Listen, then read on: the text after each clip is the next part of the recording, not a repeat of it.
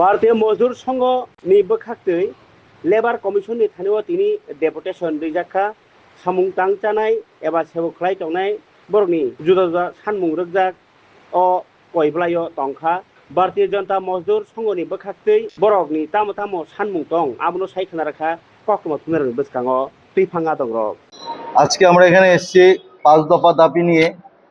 আমাদের লেবার কমিশনারের নিকট আমরা আজকে 5 দফা দাবির সনদ পেশ করলাম। সেই জন্য ডেপুটেশন। আমাদের অ্যাকচুয়ালি ব্যাপার হচ্ছে অসংরক্ষিত শ্রমিকরা যারা আছেন ত্রিপুরা রাজ্যের, কাষ্ঠশিল্পী, লেবার, দৈনিক হাজিরা লেবার, রাবার থেকে আরম্ভ করে প্রত্যেকের জন্য, নির্মাণ শ্রমিক প্রত্যেকের জন্যই আজকে আমাদের এই ডেপুটেশন দেওয়া। তার লক্ষ্য হচ্ছে মূল্য বৃদ্ধি, ক্রমশ মূল্য বৃদ্ধি, দ্রব্য মূল্য বৃদ্ধি ক্রমশই বেড়ে যাচ্ছে দিন বেদিন। সেই উদ্দেশ্যেই আজকে আমাদের এই ডেপুটেশন দেওয়া। তৎসঙ্গে আছে আমাদের যারা রাবার শ্রমিকরা আছেন তাদেরকে তাদের জন্য এটা মূল্য বৃদ্ধি করা এবং রেনি ডে দেওয়া, এবং যারা 10 বছর সুপ্রিম কোর্ট এবং হাইকোর্টের রায় অনুযায়ী 10 বছর যারা অসংরক্ষিত শ্রমিকরা যারা যেভাবে কাজ করে যাচ্ছেন তাদেরকে সরকারি খাতায় অন্তর্ভুক্ত করা, সেই দিকে লক্ষ্য রেখে আজকের আমাদের এই ডেপুটেশন।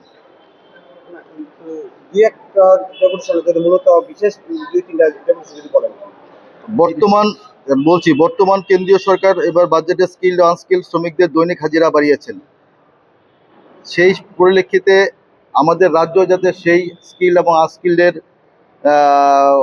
বেতনক্রম যাতে সংরক্ষণ করা হয় বা চালু করা হয়, তার জন্য 1 নাম্বার। 3 নাম্বার হচ্ছে সুপ্রিম কোর্টের রায় অনুযায়ী অসংরক্ষিত শ্রমিকরা যদি কোনো ফার্ম বা কোনো বেসরকারি বা সরকারি সংস্থাতে কাজ করেন তাহলে তাকে সরকারি সংরক্ষণে আনার জন্য রাজ্যের সমস্ত অসংরক্ষিত শ্রমিকদের মূল্য বৃদ্ধির দৈনিক হাজিরা যাতে বৃদ্ধি করা যায়, প্রত্যেক স্তরের অসংরক্ষিত শ্রমিকদের জন্য লেবার কার্ড প্রদান করা। তৎসঙ্গে আছে টিএফডিবিসিতে অন্তর্ভুক্ত যারা শ্রমিকরা আছেন তাদেরকে বিশেষভাবে, যেহেতু সেন্ট্রাল গভর্নমেন্টে ইকুইটি শেয়ার ওনারা প্রদান করেন প্লাস রাজ্য স্টেট গভর্নমেন্টে প্রদান করে, তার জন্য ওনাদের তরফ থেকেও আমরা চাই যে আমাদের শ্রমিকদের যাতে বেতন বৃদ্ধি করা হয়।